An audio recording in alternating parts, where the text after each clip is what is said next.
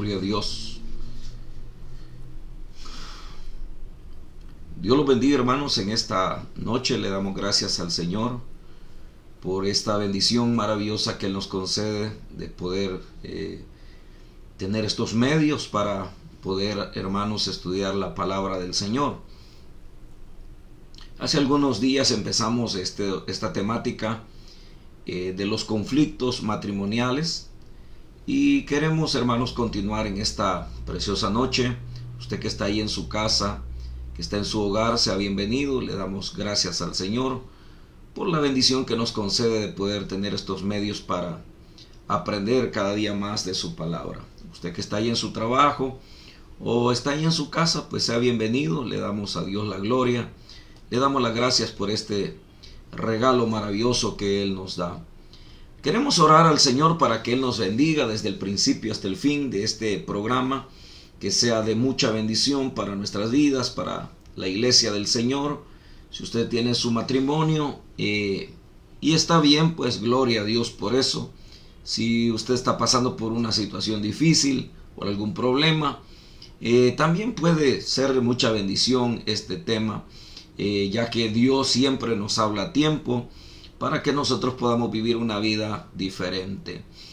Únase conmigo y oremos al Señor. Bendito Dios y Padre que estás en los cielos, te damos gracias, Señor amado, por la bendición que nos concedes de tener estos medios a través de los cuales podemos presentar tu mensaje, presentar tu palabra a todas aquellas personas que tienen hambre y sed de justicia, hambre y sed de tu palabra. Dios mío, háblanos por este estudio, edifícanos, Dios, enséñanos tu palabra. Danos tu gracia, danos tu sabiduría, para que podamos, Dios mío, ser de mucha bendición para tu pueblo. En el nombre de Jesús te damos a ti la gloria y la honra hoy y por siempre. Gracias te damos, Señor. Amén y amén. Gloria al Señor. El tema, usted lo tiene ahí, se llama No te rindas ante los conflictos matrimoniales o ante los conflictos. Quisiera, hermanos, hablar con respecto a esta porción que usted tiene allí en su pantalla de 1 Samuel 2, 4 al 10. La escritura señala la historia de una familia que dice la escritura que tenían problemas. La Biblia no da especificaciones de cómo es que las familias se desarrollan, sino que de repente pues aparecen, en algunos casos sí, como en el caso de Isaac con Rebeca, en el caso de Jacob, pero hay algunos matrimonios, por ejemplo en el caso no se ve la historia de cómo fue que se formó el hogar. La realidad es que siempre, hermanos, que se une una pareja dentro del matrimonio, pues se casan con los mejores deseos. Deseos de felicidad, deseos de formar una familia, deseos de agradar a Dios, tener su ayuda idónea para poder servir mejor al Señor. Bueno, todos pueden tener sus diferentes, objetivos dentro de su matrimonio. Pues la historia que tenemos ahí en el capítulo 2, versículo 4 al 10, nos habla de cómo Elcana tenía prácticamente dos cónyuges, dos mujeres, o dos esposas, podríamos decir. Una se llamaba Ana y la otra se llamaba Penina. Y la historia nos narra cómo en este cántico, porque este es un cántico que aparece en el libro 1 de Samuel, el cántico de Ana. Es donde Ana expresa todo lo que realmente ha sucedido en su hogar, en su matrimonio, y cómo Dios ha tenido misericordia de ella. Vamos a ver algunos puntos, nada más, 4 puntos que son bien importantes. Si el tiempo nos alcanza, pues vamos a ver unos 2 más, pero si no, pues nos vamos a quedar hasta ahí nomás. El primero de ellos es de que en el matrimonio se experimentan diferentes desafíos, y esos desafíos surgen en el tiempo ya cuando uno está casado. Desafíos porque en primer lugar las personas que nos casamos Como lo hemos venido diciendo, nos casamos con personas ajenas a nuestra cultura, ajenas a nuestra familia. No nos conocemos perfectamente, al menos que hayan parejas que hayan crecido juntos y tal vez hayan sido vecinos, pero aún ahí no se conocen precisamente los sentimientos, la forma de vida, la forma de pensar, la filosofía de la persona. Y entonces cuando ya están dentro del matrimonio, pues es donde se empiezan a dar las diferentes situaciones. En este caso, no sabemos cómo fue que el Cana logró unirse en matrimonio o tener dos mujeres. En el caso de Ana y Penina, no sabemos si primero se casó con Ana, si después se casó con Penina, puesto que en el tiempo que se da esta historia, pues ya venían de alguna manera arrastrando lo que era el sistema de poligamo, a través del cual el hombre, el patriarca, el cabeza del hogar podía tener, o era permitido el tener pues hasta cierto punto una concubina, que una sierva, una esclava. Eso se encuentra en el Antiguo Testamento. Ya en el Nuevo Testamento pues todo eso es regulado.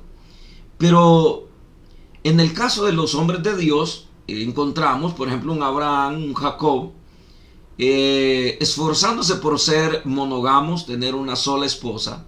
En el caso de Abraham, usted sabe, el problema que se dio fue porque Agar le insinuó que ya no esperaran en Dios, pues si se juntara con su sierva Agar. Entonces Sara le da ese consejo y él pues ni lento ni perezoso obedece.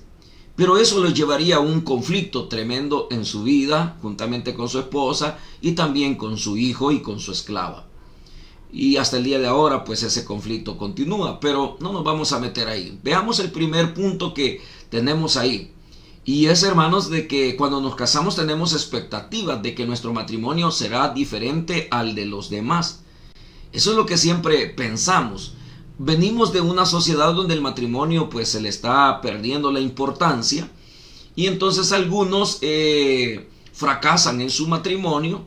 A veces incluso nuestros propios padres fracasaron en sus matrimonios, en su hogar, y quizás cuando uno llega al matrimonio uno dice: yo voy a tratar de ser diferente, voy a luchar por ser diferente. Pero como dice el primer punto, tenemos desafíos, o sea, se enfrentan los desafíos. Y quizás Ana y el Cana, probablemente ellos y Penina aún tenían la idea de formalizar un hogar. Por las apariencias y por las pruebas que tenemos, podríamos deducir que su primer relación fue con Penina, y ella pues quedó embarazada y le dio hijos a el Cana.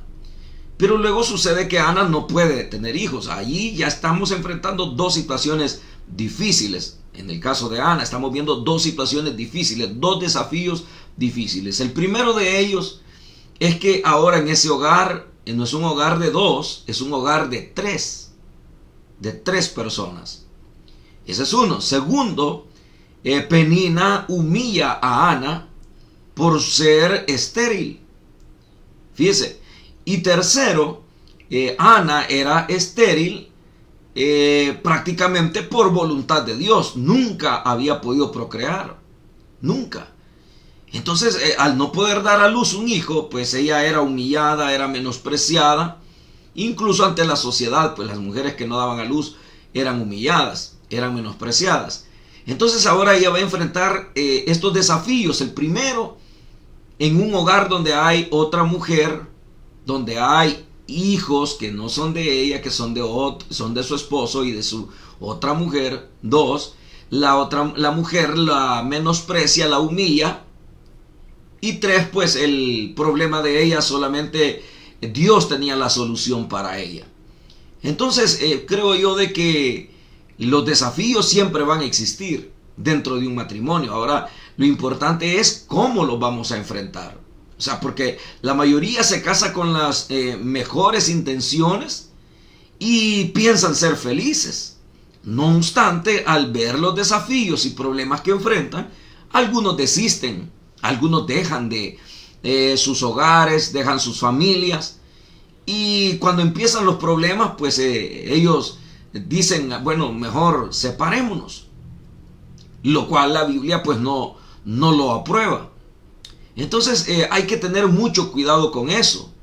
En el noviazgo hay detalles tan tremendos y muy evidentes que se pueden solucionar antes de casarse. Porque ya casados, les voy a estar repitiendo muy continuamente, ya es más difícil el poder solucionar los problemas.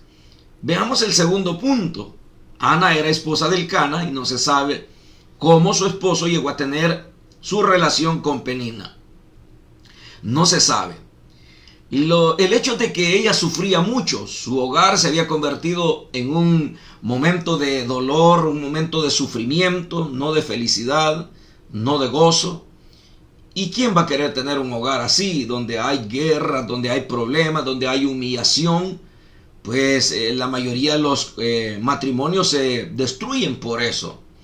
Entonces el Cana le daba regalos a ella, le daba regalos y incluso le expresaba que si no eran mejor los regalos que muchos hijos, y si no era mejor la vida de él que muchos hijos. Es decir, queriendo sustituir un problema con aparentes soluciones. Porque muchas veces incluso otra gente nos aconseja y dice, o aconseja a los matrimonios y les dice, mire, si el problema de fulano es peor que el suyo, así es que usted confórmese, porque su problema es más mínimo que el del otro. Pero la realidad es que en el matrimonio debemos de luchar para solucionar los problemas. O sea, no se puede convivir de esa manera, o no se debería convivir de esa manera. Deberíamos de luchar para que las cosas se solucionen. Entonces no sabemos cómo fue que el Cana llegó a tener su relación con Penina, pero lo tremendo y lo evidente es que esa relación afectaba la relación de él con Ana. ¿Por qué? Porque ahora había humillación, había menosprecio. ¿Y qué podía hacer el Cana ante esa situación? Él bien podía decir, bueno, yo quiero a Penina y quiero a Ana, entonces pues no puedo definirme por una, sino que al contrario, pues voy a ver cómo tengo agradada a una y cómo tengo agradada a la otra. Y eso es lo que debe de ver también en un hogar, de que en un hogar donde hay dos mujeres, donde hay 3 personas, es un problema bien difícil. Yo no sé cómo hacen estas personas, estos hombres, porque con solo sacar adelante un solo matrimonio, un solo hogar, con los hijos cuesta, no digamos ahora el tener un hogar, y más cuando hay guerra en ambas personas. Es bien difícil. Emocionalmente hay un desgaste, la persona, su autoestima se va para abajo. ¿Cómo cree usted que estaba la autoestima de Ana, el saber que su rival, la otra mujer de su esposo, la humilla? ¿Cómo cree usted que se sentía de saber que era estéril y que no podía darle hijos a su esposo? Es una cuestión difícil. Pero ahí es donde vemos que no hay que rendirse ante los conflictos matrimoniales. No hay que rendirse. Si Ana va a dar este cántico en este capítulo 2 del libro 1 de Samuel, es porque ella no se rindió ante los conflictos, ante los desafíos de su matrimonio. De igual manera, usted no debe rendirse. No estoy diciendo que usted va a ser una mujer masoquista o un hombre masoquista que va a estar soportando quizás insultos, golpes, amenazas de muerte. No estoy hablando de eso, puesto que el caso que estamos tocando no contiene ese tipo de violencia. Pero había violencia emocional, había violencia verbal y había de alguna manera esa violencia que se le llama como tipo cultural, donde las mismas situaciones de las culturas se mezclan con los valores para querer solucionar un problema. No debe de existir eso, debe de haber una solución. Veamos el tercer punto. El tercer punto dice las imperfecciones en los que nos casamos. Eso es lo que más debe de trabajarse, las imperfecciones en los que nos casamos. Es decir, que las personas que nos casamos somos personas humanas, somos personas muy variables, somos personas muy variantes. Y es por eso que cuando uno se casa y va pasando el tiempo, uno debe de luchar de formar un solo perfil del carácter, de las emociones, de lo que, como nosotros somos, porque si somos personas variables, entonces vamos a terminar destruyendo nuestro hogar. En un hogar, cuando las personas empiezan a afinar detalles y empiezan a identificarse el uno con el otro, se logra mantener una afinidad de tal manera de que cuando hay un cambio brusco, inmediatamente el cónyuge lo percibe, el cónyuge lo nota. Y hay muchas mujeres que son expertas en eso porque han tomado muy en cuenta este punto de que somos personas imperfectas, que cambiamos, somos muy cambiantes, pero que dentro del matrimonio siempre logramos tener un perfil. Y ese perfil lo vamos logrando con el tiempo. Por ejemplo, si uno tiene el hábito de orar, el hábito de congregarse, el hábito de leer, el hábito de alabar a Dios, el hábito de salir de paseo con la familia, que son cosas que se van formando con el tiempo, si de repente hay un cambio brusco, hay un rompimiento de ese sistema, de esa manera sistemática de hacer las cosas, entonces se puede percibir que algo está fallando ahí. Entonces, si sabemos que somos personas imperfectas, debemos de luchar por afinar esas imperfecciones. Debemos de luchar por afinar todo aquello que nos hace diferentes al otro, para que en la medida de lo posible vayamos haciéndonos ese perfil de buen esposo, de buena esposa, para que las cosas funcionen. Entonces, no nos debemos de cansar, debemos de luchar, y ahí sí hay que trabajar mucho. Porque formarse un hábito cuesta, el hábito de la lectura, el hábito de sacar a pasear a la familia, el hábito del respeto, del cuidado mutuo, eso cuesta mucho. Entonces hay que trabajar en eso. Si usted ya está en ese quiebre, donde su esposo ya cambió, ya ahora es diferente, ahora le habla despectivamente, ahora le humilla, ahora ya no sale con usted, ahora, ha mostrado ese rompimiento que le estoy mencionando. Entonces hay que tener mucho cuidado. Mientras no se llega a la violencia física y emocional, pues hay que luchar.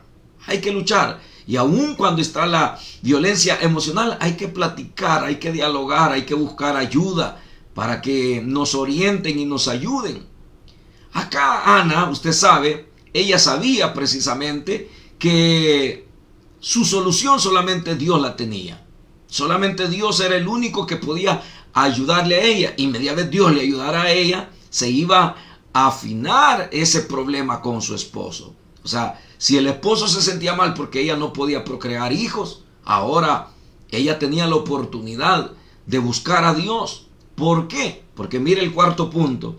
El cuarto punto es como el clímax de los problemas. Cuando llega la frustración, cuando pasa el tiempo y no se logran los objetivos que se trazaron en el noviazgo o se trazaron en el matrimonio, y el tiempo va pasando, empieza a crearse un sentimiento de frustración.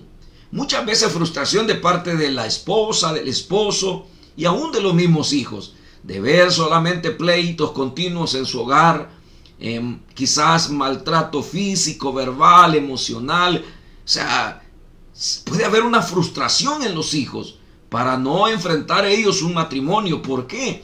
Porque realmente se les está dando un mal mensaje. Se les está dando un mal mensaje en el sentido de que el matrimonio no funciona porque lo están viendo a través del espejo de sus padres. Entonces, para que la frustración no llegue, hay que trabajar en nuestro matrimonio. A veces siempre la persona dice que cambie él primero, y si cambia él, cambio yo. No, siempre uno tiene que tomar la iniciativa. Yo siempre he creído que la parte espiritual, el que está más agarrado de Dios, el que no se ha desconectado de Dios, el que está orando, que lee la Biblia, que se congrega, que trata de hacer bien las cosas, esa es la persona fuerte, esa es la parte fuerte que debe de trabajar para evitar la frustración. Porque si usted se llega a frustrar en su matrimonio, olvídese, no va a ser feliz, va a tener problemas y al contrario, en lugar de ayudarle a su esposo o a su esposa, va a empeorar el problema. ¿Por qué? Porque se van a unir en un mismo sentir negativo para destruir su propio matrimonio. Ana era la parte espiritual, Ana era la parte fuerte. Ana toma la decisión de ir al templo, de orar a Dios y pedirle a Dios una solución, no solamente para ella, no solamente para su matrimonio, sino incluso una solución nacional. Porque si usted ha leído este libro primero de Samuel, se va a dar cuenta que la palabra de Dios escaseaba. Había mucha indiferencia hacia los valores espirituales, tanto así que los hijos de Elí estaban abusando de las cosas de Dios. Entonces no había un orden, se necesitaba un hombre de Dios, un profeta de Dios. Entonces cuando Ana va al templo, no hace una petición solamente para solucionar su problema y sentirse bien. No pide solamente para decir voy a satisfacer a mi esposo con un hijo, no, sino que ella pide a Dios porque ella está pensando en la misma nación de su pueblo. Así es de que, hermana, hermano, tú que estás en un problema difícil, fíjate, debes de saber primero esto, que cuando nos casamos con expectativas. No hay que perderlas. No las pierdas para nada. 2. Si en el camino hay problemas, como en el caso de que no sabemos en qué momento se juntó con Penina, Elcana, si en el camino hay problemas, hay que seguir luchando. Porque son problemas inesperados, hay que seguir luchando. ¿En base a qué? En base a que nos casamos con una persona imperfecta. No hay cosa más difícil que esperar perfección cuando nosotros no la tenemos y cuando sabemos que nunca la persona la va a tener. A lo que llegamos es a una vida madura, una vida de entendimiento. Y 4, si no logramos vencer estos 3 desafíos y obstáculos, entonces habrá una frustración y no habrá un deseo de buscar una solución. Pero Ana sí la buscó. ¿Y en quién la buscó? No la buscó en el psicólogo, no la buscó en un psiquiatra, la buscó en el Señor. Porque el único que puede resolver los conflictos matrimoniales se llama Cristo Jesús. De Él no debemos de soltarnos, de Él debemos de estar tomados de su mano y no debemos dejar que nada nos frustre. En el cántico Ana dice, yo ya di a luz a 7. O sea, la estéril ha dado luz muchos más de lo que había pedido. ¿Pero por qué? Porque Dios siempre honra a los que le honran. Acude al Señor. Acude a aquel que sí te puede ayudar, a aquel que sí te puede escuchar. Y Él solucionará tus problemas. Oremos al Señor. Padre, te doy gracias por cada vida, Señor, que está necesitado de ti. Dios mío, te pido por los hogares, por las familias, bendíceles. Dale gracia, dale sabiduría. Y que los conflictos, Señor, que a veces tenemos, podamos solucionarlos y podamos vivir una vida diferente, una vida gloriosa. Tú diseñaste el matrimonio, Señor, para que el hombre disfrutara, para que las parejas disfrutáramos de esa relación tan linda llamada matrimonio, que se ha convertido como en un modelo de la relación entre tu iglesia y tu Hijo amado. Señor, ayúdanos a gozar y a disfrutar de esa bendición. Soluciona todo problema, Señor. Problemas emocionales, problemas económicos. Ayúdales, Padre. Bendíceles en gran manera. Ayuda a aquellos que están, Señor, con asperezas, que están con situaciones difíciles de falta de entendimiento.